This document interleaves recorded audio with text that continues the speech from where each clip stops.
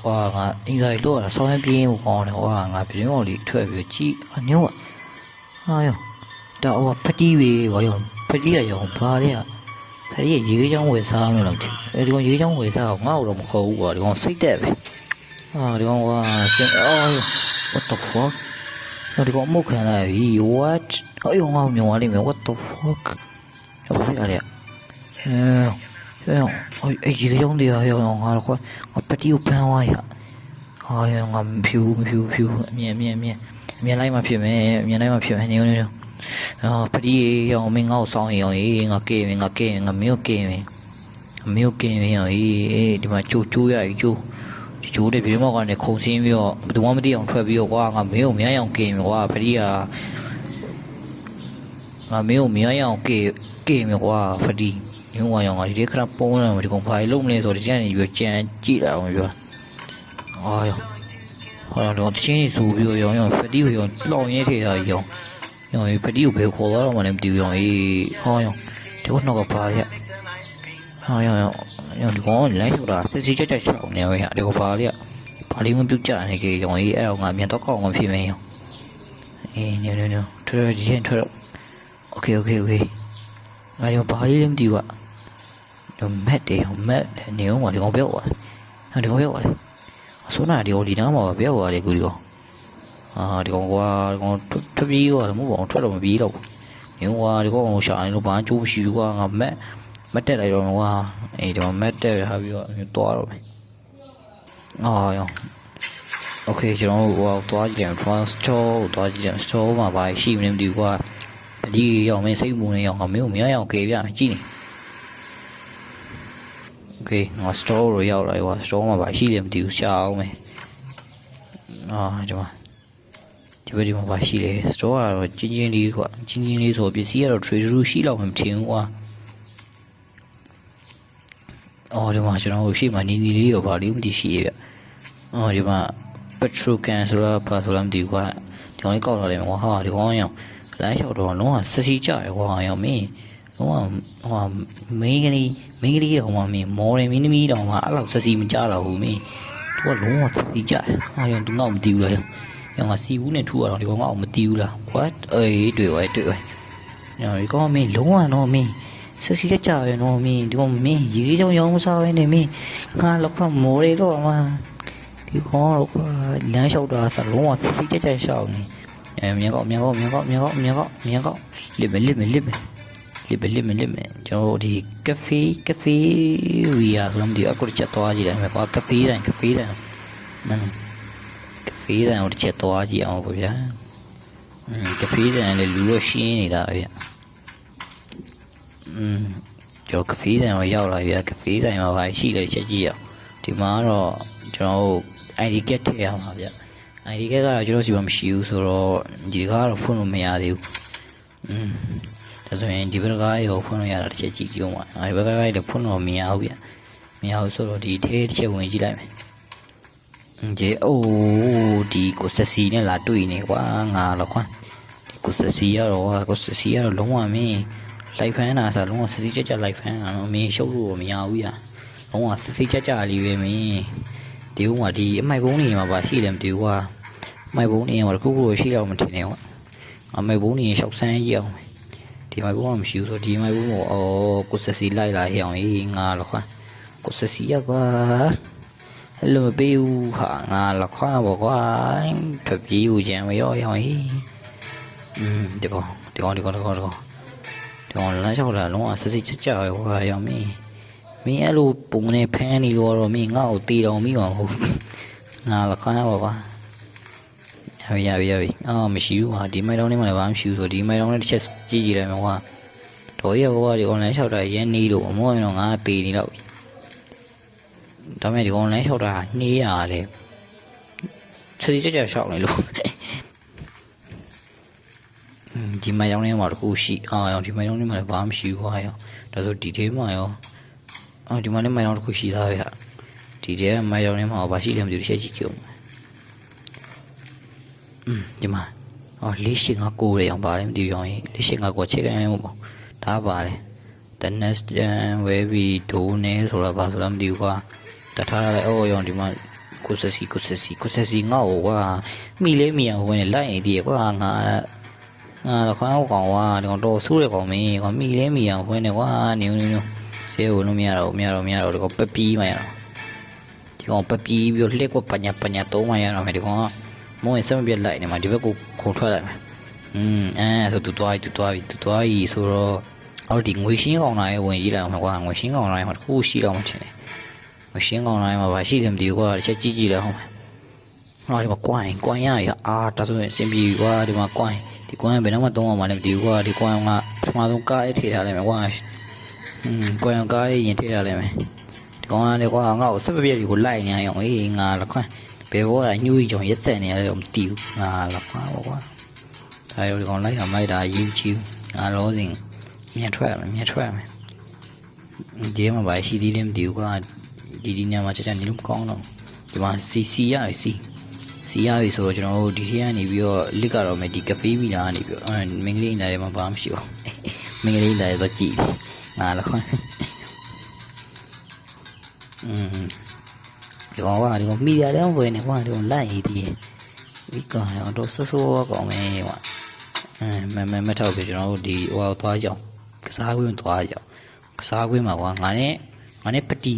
တီနဲ့ဆော့ထားတယ်မတရားရှိရဆိုတော့ကွာကစားကွင်းကိုပြင်ရရင်ကစားကွင်းကိုရောက်ရင်မတရားရင်အဲ့လိုမျိုးရှိတယ်ဒါမှငါကစားကွင်းချက်သွားကြည့်လိုက်ဒီမှာဘာယူထားတယ်မသိဘူးကွာနင်းကွာငါ၄ဝယူထားလိုက်မှာကွာဒီကောင်လည်းတွေ့ရင်ဒီကောင်ပြစ်ဖို့၄ဝယူထားလိုက်မယ်ဒီကောင်တော့မရှိဘူးကွာဒီကောင်ဘယ်ရောက်နေလဲမသိဘူးနေမောင်းဒီမှာပါလေဒီမှာကကွိုင်းထည့်ရမှာနေဒီကောင်နေဒီမှာကွိုင်းထည့်ပြီးတော့နေရရင်အဲ့လိုမျိုးရဒီမှာโอเคဒီမှာအေးဒီဘက်ကကြာဒါဆိုရင်စော့စရာပေါ့ကစားစရာရုပ်တွေပညာတွေငါတီးရတိုင်းပဲအယုတ်ကြိုက်တယ်ဆိုတော့ကွာတီးတယ်မယ်အယုတ်ကြိုက်တယ်ဆိုတော့ကွာဒီအလေကောင်ကတစ်ခုလေးဝယ်ထည့်လိုက်တော့ဒါဆိုရင်ကွိုင်းပြောက်တော့ကွိုင်းโอเคကွိုင်းပါလေဆိုတော့စင်ပြေတော့ကွိုင်းတဲ့โอเคနည်းထွက်ကြမှာပေါ့မဟုတ်ဘူးငါခဏဒါတခုမအောင်ဒီမှာ question mark ကိုမနေဘဲနဲ့ငါတော့ထွက်မလာဘူးအော်ဒီမှာကန်ရကန်ဒီကန်ငါဘာလို့မလဲညဝဒီကန်ငါကိုဆက်စီကိုပြစ်ကြည့်လိုက်မယ်ကွာကိုဆက်စီတခုဖြစ်လောက်မလားမသိဘူးကွာဒီကန်နဲ့ကိုဆက်စီကိုတစ်ချက်တော့ပြစ်ကြည့်လိုက်ကိုဆက်စီခင်ဗျားဘယ်ရောက်နေလဲကိုဆက်စီဘာရှာနေလဲမသိဘူးကိုဆက်စီရောငါတော့ကွာဘာရှာနေလဲမသိဘူးယော့ကိုဆက်စီကိုခန့်အော်ကိုဆက်စီရောငါတော့ကွာဟိုရှော့ကန်ရုပ်ရှော့ကန်နဲ့ပြစ်တော့ရော1မိနစ်မောက်သွားရေးနင်းကဒီမှာလီဗာတွေကတော့လီဗာဆွဲရင်မဖြစ်တာလည်းမသိဘူးရောခဏငါလီဗာလေးတစ်ချက်ဆွဲကြည့်ဦးမှာယော့ကွာငါအော်ရောရတော့ရဒါပြကြဆိုရင်ငါတို့ဟိုဘက်ကိုတွားလို့ရည်ချင်တယ်ငါတစ်ချက်တွားကြည့်ဦးမှာကန်းခိုင်ခဲ့တယ်မလားမသိဘူးကွာကိုဆက်စီကနေဟိုကိုဆက်စီရဲ့ဒီအပေါက်ထဲတစ်ချက်တော့ပြည့်ကြည့်လိုက်ဘာမှမဖြစ်ဘူးကွာတော်ရောမပြစ်တော့ဘူးတနေ့ငါတနေ့ရဲ့အဲ့လိုမျိုးကြည်တန်းကုန်တယ်ကွာရမင်းမပြေဘူးရမင်းပြေအရင်မြတ်ဖက်မြန်ညင်ကဒီချော်ကန်ရဲ့ယူလာရင်ငါတော့ခွန်းယူမကူရခရကြီးဖြစ်နေလိမ့်မယ်အဆင်မပြေဘူးဒီချော်ကန်ကိုပြင်းမှမှာပြန်ထားခဲ့လိုက်ဒီတဲကိုဆက်စီလိုက်လာတဲ့တားကြီးကိုချက်ဖို့မကောင်းဘူးကိုဆက်စီကပေါ့ဆို slow motion နဲ့လိုက်ရင်ဆိုတော့ဒီအောင်ညင်ဒါဆိုရင်ကျွန်တော်တို့ဒီကစားကွင်းထဲမှာဘာရှိဒီကစားကွင်းဒီမှာ short စီးလို့ရလားမသိဘူးဒီမှာ short စီးလို့ရစီးလို့လည်းမရဘူးငါတော့ခွန်း short လေးစီးလို့မရဘူးကစားကွင်းကနေစင်ပြေတဲ့ဆော့လို့လည်းမရတော့ဘူးကွာကစားကွင်းကြီးညမှာတင်းတက်ကြည့်အောင်ဒီမှာဘာရှိတယ်ဒီမှာ jacket ရှိရဟေးဒီမှာဘာလဲ office key ဆိုရင်ဒီကစားကွင်းကြီးကနေငါထွက်သွားလို့ရတော့ပြီကွာဒါဆိုရင်ရပြီလေငါတို့ office key ရပြီဆိုတော့ရတော့ပြီဒါဆိုကျွန်တော်ဒီထက်နေကိုဆက်စီနဲ့လာတွေ့နေဟောင်းငါတော့ကွာကိုဆက်စီနဲ့လာတွေ့နေလို့ကွာပြဿနာပဲအမြင်ဒီ office key ကိုကားရုံရင်တော့ထားမှရတယ်ကိုဆက်စီလိုက်လာဒီလားမသိကိုဆက်စီလိုက်တော့မလားတော့ထင်တာကိုဆက်စီလိုက်မလားတော့ဒါဆိုရင်ငါတို့ကဘာမှမယူနေတော့ကွာဟောဒီကိုဆက်စီကိုဆက်စီအဲ့လေကိုဆက်စီကတော့လုံးဝဆက်စီကြဘယ်လိုဘယ်တော့ပဲပြရခက်နေပါစေကျွန်တော်ကတော့ဆက်စီကြရှောက်နေသေးပါပဲဆိုတဲ့အတိုင်းပါကိုဆက်စီကတော့လုံးဝဆက်စီကြသူ့ရဲ့ဆက်စီကြဆက်စီကြမူလေးကိုတော့ဘူးမှ ဘလုံးမအပြတ်မခံပါဘူးသူမောက်တော့သူမောက်သူအယုတ်တဲ့နဲ့ပြစ်တာလည်းမောက်တာပဲငါတော့ကိုစစီရတော့လုံးဝမင်း6ကြီးလည်းမသိဘူးကွာကိုစစီဂီလည်းမသိဘူးနားကွာဒီတနက်လေးနဲ့ပြစ်တာတော့မောက်လေဆိုတော့စဉ်းစားလို့တော့မရအဲ့တနက်ကငါကားရင်းမှာထည့်ခဲ့လိုက်မှာကွာကားရင်းမှာထည့်ပြီးငါဒီတဲကိုတစ်ချက်ဝင်ကြည့်လိုက်မှာကွာဒီမှာဘာရှိတော့မလဲမသိဘူးငါတစ်ချက်တော့ဆက်စုကြည့်ဦးမှာညိုးဒီမှာပိတ်လို့ဒီမှာပိတ်နေပဲဟိုဒါယူဖွင့်လို့ဆိုရင်ငါတို့ကစီလေးငါစီမှာစီပါရည်ဟုတ်တယ်ဒီကောင်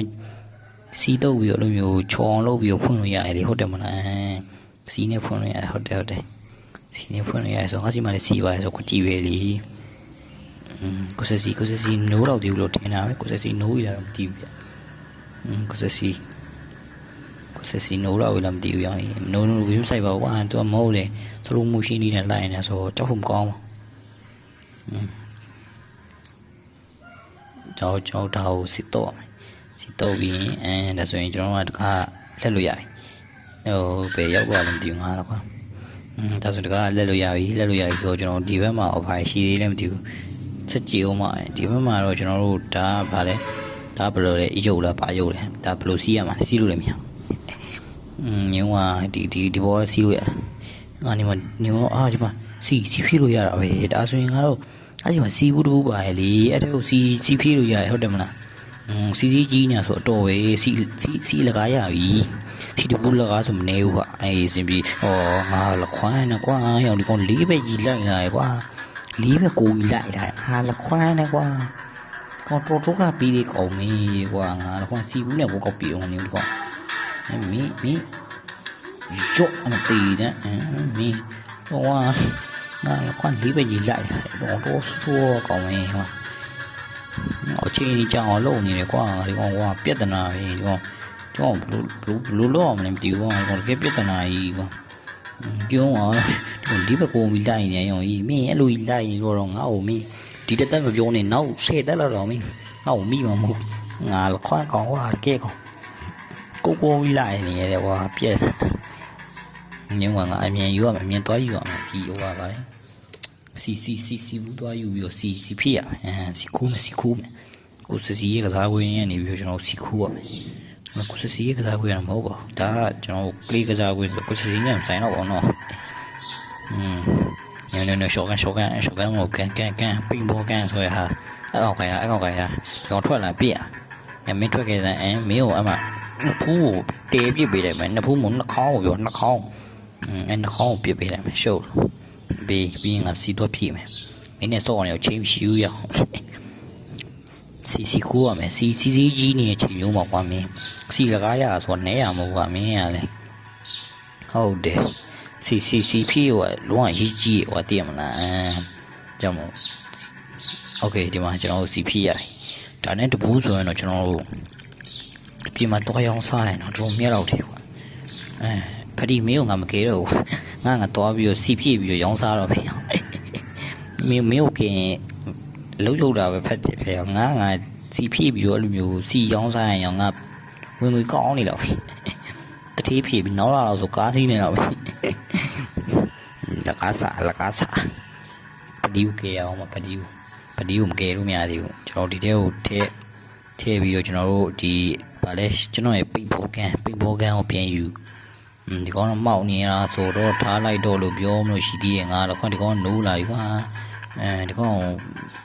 ပြစ်အောင်မလားမသိဘူးကွာဒီကောင်ပြစ်ရမလားဘယ်လိုလုပ်ရမလဲမသိဘူးနေဒီကောင်ပြော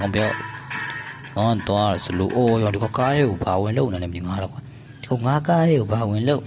မဟုတ်ပါငါကားလို့ပြောအောင်ဒီကငါကားလို့ဟုတ်လို့ဒီကငါကားလည်းမဝင်နေရောငါပိုင်စိုးပိုင်နေနေငါကားလေးကိုဒါတူကားယူကဲငါပဲဟာတော်မယ်ကျော်ဒါဆိုရင်ကျွန်တော်ပကင်ကိုတစ်ချက်သွားကြည့်အောင်ပကင်မှာဘာရှိတော့မလဲမသိဘူးโอเคပကင်မှာကျွန်တော်တို့ထင်တော့ဒီပကင်မှာဒီ office key တော့ရမယ်ထင်တယ် office key တော့ရမယ်ပကင်မှာပဲသုံးစရာတွေရှိတော့မယ်ထင်ပါတယ်အများစုကတော့ဒါဆိုပကင်မဲသွားကြကျန်တော့ဆိုလေဟုတ်တယ်မလားပကင်မဲသွားကြကျန်တော့ဆိုဟုတ်တယ်လေကျွန်တော်ကန်ရမယ်ကွာဒီကောင်ပြည့်အောင်လို့ ဒီကောင်ရှိနေတော့မှတင်တယ်ဒီကောင်ရှိမနေဘူးကဒီကောင်ပြောင်းနေလည်းမတည်ဘူးရောငနေကဒီတစ်ချက်ဝင်ကြည့်လိုက်ဝင်လို့အများကဒီမှာပြိုင်ကားလေးပဲဒါငါ့ပြိုင်ကားကြီးပဲငါ့တိန်း3000တဲ့ရောဒီကကလုတ်လေးပြည့်တယ်ရောဒီကတကားပွင့်လာရဒါငါ့တိန်းကြီးမတွက်နိုင်တဲ့တကားဆိုမှဒူလာရရှော့ပြစ်ပေးတယ်မရှုပ်လို့တော့တက်မောက်တော့တန်းနဲ့ပြင်တန်းမောက်လေတော့ခွန်တော့တကယ်ကားစီမရှိဘူးဆိုကျွန်တော်စီဖြစ်နေဟိုငါစောနာစီကိုရောင်းစားကိုယူလာဘာလို့ကားကိုဖြီးပေးတယ်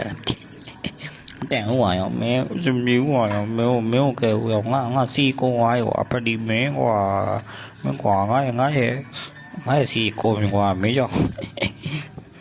ငါရဲ့စီကိုမင်းကွာပဒီကမင်းဒရိုမန်ဒီပြောပါတကယ်ကြီးငုံပီတာညနေ office ကြီးရဆိုကျွန်တော်ဒီဘောထဲမှာ office ခန်းရှိမှတင်တယ်ဒီခန်းလေးလားမသိဘူးဗျ okay ဒီခန်းဟုတ်လောက်မှတင်တယ်ဒီခန်းဟုတ်တယ်ကျွန်တော်ဒီခန်းထဲမှာပါရှိတယ်ဒီမှာကျွန်တော် ID card ပဲကွာ ID card ကဘသူရဲ့ ID card ပါလေဆွမ်းနာကျွန်တော်တို့ ID card ကိုဖတ်တော့ရလိုက်တယ် ID card ကဘသူရဲ့ ID card လည်းမသိဘူးဗျဒီကောင်ရဲ့ကတ်ဒါမှမဟုတ်အန်တိုနီဘူဂျက်စီကာဆိုလဲဆိုဖီယာအမီလီဘရက်ဒွန်ဒိုနီဆိုတာဘရက်ရဲ့ကန်တဲ့တစ်ချက်တော့ဆန်းရတယ်ဆိုတော့ငါ ID ကကိုတော့အဲ့လိုမျိုးထောက်လိုက်တယ်ကွာဘယ်သူမှမမိလိုက်ဘူးတခြားထားလိုက်တော့ကွာမမိမှာတော့လေဘယ်တက်နိုင်မလဲဘရက်လာဒိုနီလာဘယ်သူလဲမသိဘူးအဲ့နေရာကြီးတယောက်ပဲကွာအကောင်းမှမြူဖြစ်ကွာညောဒီကောင်ပြောင်းနေတယ်မသိဘူးငါဟိုဘက်ပေါက်ကနေပြန်ဝင်ရမှာမသိဘူးဒီဘက်ပေါက်ကနေပြန်ဝင်ရမယ်ညောဒီကောင်ပြောင်းနေတယ်မသိဘူးဒီကောင်ပဲလာမှာလဲဒီကောင်ပြောတော့ဒီကောင်ဖွက်သွားရည်နေကွာဒီကောင်ဖွက်သွားရည်ဆိုငါဒီဘက်ကနေဆင်းလို့ရပြီလေဆင်းပြေတော့ဒီဘက်ကနေဆင်းမယ်ဒီဘက်ကနေဆင်းပြီးတော့ငါမြင်ဒီ ID ကထည့်ပြီးတော့ငါကဖေးတိုင်အောင်ပြန်သွားရမယ်ထင်တယ်ကဖေးတိုင်အောင်တစ်ချက်ပြန်သွားကြည့်လိုက်မယ်ဗျာနေဒီပေါ်တက်ကိုထက်တာမယ်ဗျာဒီကောင်လည်းတွေ့နေသေးရကွာငါလည်းခွန်းပေါ်တက်ကိုထက်သွားပြီးတော့ငါဟိုဘရက်လာဒိုနီလားမသိကြံခဲ့ရတယ်ကူငါယူလာဘရက်ရဲ့ကဲဆိုဒိုနီကသွားယူမလို့ကွာဒီကောင်နဲ့တွေ့နေရတယ်ထားလိုက်တော့ကွာကဖေးမီလားပဲပြန်သွားလိုက်တော့ကဖေးမီလားဘာလဲမသိဘူးကဖေးတိုင်ကွာအမှပြန်သွားလိုက်တော့အဲဒီကတော့မှန်တော့ပါရဲ့နော်ငါစတော့နှစ်ကဲယူမလို့ကွာဒီကောင်နဲ့တွေ့နေအောင်တကယ်ပဲယူလာခဲ့လိုက်တယ်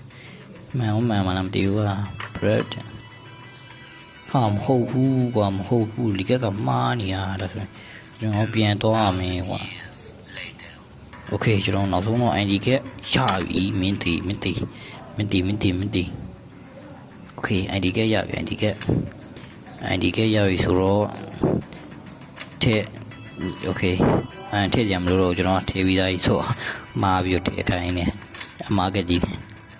နေတော့ဆိုရင်ငါတို့ဖယ်ထည့်သွားရမယ်ဒီမှာအောက်ထည့်ခိုင်းရှိရပဲအောက်ထည့်ခိုင်းရှိတယ်ဒီအောက်ထည့်ထဲမှာပါရှိတယ်ဒီမှာကျွန်တော်တော့ရှိရပြော3တော့ဖြစ်သွားဒီမှာတော့နှစ်35တွေအဲ့ဆိုရင်နှစ်35ဆိုတဲ့အခန်းတော့ထင်တယ်ကွာဒါဆိုကျွန်တော်ပတ်ကင်းကိုတစ်ချက်ပြန်သွားရမယ်ရှင်နေဗျဒါဆိုဒီထဲမှာတော့ပဲရှိမယ်ရှင်နေပေါ်ရက်ကိုပြန်တက်ကြည့်လိုက်မယ်ပေါ်ရက်ကိုပြန်တက်လို့မရဘူးလားဘယ်လိုလဲတက်လို့မရဘူးလားပါလားတက်လို့မရတော့မဟုတ်လို့ညခန်းတက်အမြင်တက်ရပြီထွက်နေဒီထဲမှာတော့တဲ့မိုးလောက်ပေါင်းငါကြည့်လိုက်အောင်မယ်ညတခြားဘာရုံးမဲ့ရှိအောင်မှာညငါဒီအောက်ဆက်ကိုပြန်ဆင်းကြည့်လိုက်မယ်အောက်ထပ်မှာတခုခုတော့ထရှိလောက်မလားမသိဘူးကွာညကဒီဘက်ကနေလည်းပို့တက်လို့ရတယ်ညဒီမှာဘာရှိလဲဘာမှတော့မရှိဘူးပြကျွန်တော်မြင်တော့ဒါဆိုကျွန်တော်မြင်တော့လာကျွန်တော်ဒီနှစ်35ဆိုရယ်ခန်းတော့ဖွင့်အောင်လို့ဒီပတ်ကင်းကိုပြန်သွားလိုက်အောင်let's go ပတ်ကင်းကိုသွားမယ်ပတ်ကင်းကိုဆိုရင်တော့ကျွန်တော်လုံးစရာတွေပတ်ကင်းမှာပဲရှိတော့မယ်ထင်တယ်ဗျကဖေးတိုင်းမှာလည်းမရှိတော့လို့ထင်တာပဲကောနော်โอเคကျွန်တော်ပတ်ကင်းကိုရောက်လာပြီဆိုတော့ကျွန်တော်ဒီတော့ယူထားလိုက်မယ်ဒီတော့ယူပြီးတော့ဒီထဲဝင်နိုင်မယ်ပြီးတော့235ဆိုရယ်ခန်းလိုက်ရှာမယ်โอเคဒီမှာ235ပဲ235ဆိုဒီခန်း ညုံကနေတော့ငါခန်းထဲဝင်နေချိန်မှာဟိုဟိုနဲ့တွေ့နေမှာငါတော့ခွန်ရှောနေဟုတ်ခန်းကိုက်ထားမှရခန်းဟောပြောအဲ့လိုမျိုးဒီကောင်ဒီဘက်မှာဒီကောင်ဘယ်ဘက်မှာလဲဟိုဒီကောင်ဒီမှာပဲရှော့ဒီကောင်ဘင်းပြီးတယ်မရှုပ်ဒီကောင်မှောက်ခိုင်းတာနဲ့မတမင်းတော့ဒီပလေရပြီပလေရဆိုနေဦးငါပြိုင်ကမောင်းတယ်စီးထဲပြောပြိုင်ကမောင်းရင်တော့မတန်ဘူးရောင်းကိုမောင်းမပြိုင်ကောတော့မလားပြိုင်ကမောင်းပြိုင်ကတွေဘလူးကြီးလည်းမတည်ဘူးရောငါတော့ခွာတိုက်ကိုမတိုက်ဘူးတော်ကြီးရောပြိုင်ကငါတော့ခွာဘလူးမျိုးလည်းမတည်ဘူးနေဦးဒီမှာဒီကောင်တိုက်ခိုင်းတာရှင်ဒီကောင်တိုက်မှာကွာကြာလို့တိုက်ကွာနောက်တစ်ခါတိုက်ကွာရောင်းတော့တိုက်နေအောင်ရောင်းဟိုကတော့ကြိုးသွားပြီပြိုင်ကတော့ဘာမှဖြစ်ဘူးဆိုတော့ဒီပြိုင်ကရောင်းtropကောင်းလာရင်ဒီပြိုင်ကမစိုးတော့ဘူးရောငါခိုးခဲ့လိုက်မှမသိဘူးတစ်ချက်ခုနှစ်ချက်သုံးချက်လေးချက်ငါးချက်ရှစ်ချက်တော့ပြတ်တော့ကွာငါလည်းခိုးခဲ့လိုက်မှမသိဘူးပြိုင်ကောင်းနေဦးဒီမှာဝိုင်ရကျိုးဖြစ်ရမှာရှင်နေကွာโอเคဝိုင်ရကျိုးဖြစ်ကျွန်တော်အောက်ထပ်ကိုဆင်းလို့ရပြီပဲအောက်ထပ်ကိုဆင်းလို့ရပြီဆိုတော့အောက်ထပ်မှာကျွန်တော်တစ်ခုရှိအောင်မထင်နဲ့ဒါတန်ရီဟာတန်ရီကတော့ဘာလဲမသိဘူးကွာဖတ်တော့ကွာအာရုံနောက်လို့အောင်ဖတ်တော့ဒီခန်းထဲမှာကျွန်တော်ဘာရှိတယ်မသိဘူးဆက်ချာကြည့်ဦးမှာရောတန်ရီပါလေစတင်ပိုင်းနဲ့စကွန်ဘာယုံဒီကွာတော်ရောဖတ်တော့တို့တန်ရီနဲ့ငါနဲ့မဆိုင်ဘူးကနေဟိုဒီထဲမှာကျွန်တော်တစ်ခုလိုရှိအောင်မထင်နဲ့ငါလာဖတီးကိုကဲဦးလားဆိုတော့လေသိရမလားဒီထဲမှာဟိုဒီမှာကျွန်တော်ဒီမှာဗါလဲကီဒါဆိုကျွန်တော်ဖတီးကိုကဲလို့ရပြီဟာစင်ပြေပြီလေဒါဆိုကျွန်တော်ဒီကလက်လို့မရဘူးလားဒီကလက်လို့မရဘူးလားမရဘူးကွာဒီကမရဘူးဆိုကျွန်တော်ဒီလီကာကနေပဲပို့ပြန်တက်ရမှာမသိဘူးရောင်းဆိုဒီလီကာကနေပြန်တက်ရမှာဟုတ်တယ်တက်မရဘူးလားတက်ပါဟာငါတော့ခွာတက်တက်ပါဟာတက်မလဲအဲ့လိုတက်ရောင်းတည်နေပြီရပဒီငါမင်းကိုနောက်ဆုံးတော့ကဲတော့မင်းရောင်းမင်းငါ့ကိုခဏလေးပဲဆောင်းတော့ရောင်းငါပြန်လာပြီကွာရောပြန်ကစီထည့်တာဆိုစီတော့လက်ကားဖြစ်မခံနိုင်ဘူးပြန်မောင်းတော့ပြန်ကားနဲ့တင်မောင်းပြန်တော်မယ်ကွာလမ်းလျှောက်တော့တော်နိုင်ဟုတ်တယ်မလားကျွန်တော်ဒီမှာကီရပြီဆိုတော့လေကီရပြီဆိုတော့ဒီကောင်ကဲလို့ရပြီထင်တယ်ကွာပေါ့ပိတ်ထားလိုက်မယ်နေဒီကောင်ပုံနေရလားနေကွာမရောက်လားဘာလို့လဲဘာလို့နေရလဲ what the fuck ဖုန်းမရသေးဘူးလားငါတော့ခွရောဖွင့်နေမပွင့်ဘူးလားနေအပေါ်မှာစာရှိတာပဲဒီမှာ you need travel to the neighborhood ရောငါတို့ neighborhood သွားပြီးမှဖွင့်လို့ရမှာငါစာပဲနဲ့စွတ်တီဖွင့်နေရောဆိုရင်ကျွန်တော်ဒီ neighborhood ကိုရောက်ပြီဆိုရင်တော့ဖွင့်လို့ရမယ်တင်တယ် gate က okay ဒါဆိုရင်ကျွန်တော်ပွင့်သွားပြီ okay ပတိငါမင်းတို့နောက်ဆုံးကဲနိုင်လိုက်ပြီကွာဒါပဲဒီငါတို့ကားမောင်းနေဆိုတော့ငါတို့ကားဖွင့်ပြီးတော့ခုံဆင်းနိုင်မယ်လေကွာဟုတ်တယ်မလားโอเคရောက်ပြီကားတော့ကျွန်တော်တို့ဘယ်တော့မှလည်းမတီးဘူးကွာကားတော့သွားရင်သွားပြီးတော့ရောင်းရပြီဒါဆိုရင်ပတိမင်းကိုငါကဲလိုက်ပြီနော်ပတိတပြော်သွားသူငါ့ကိုလက်ဆောင်ပေးရလေပလန်နာကြီးတွေကွာရောငါပလန်နာကြီးတော့လော့ပလန်နာကြီးတော့ပေးရတယ်ကွာငါတော့ခွာဒါဆိုရင်ကျွန်တော်တို့ဒီနေ့ဗီဒီယိုလေးတော့ပါပဲအားလုံးပဲကြည့်နေကြမယ်လို့မျှော်လင့်ပါတယ်နောက်နေ့မှာပဲကြည့်တွေ့ကြပါပေါ့ဘိုင်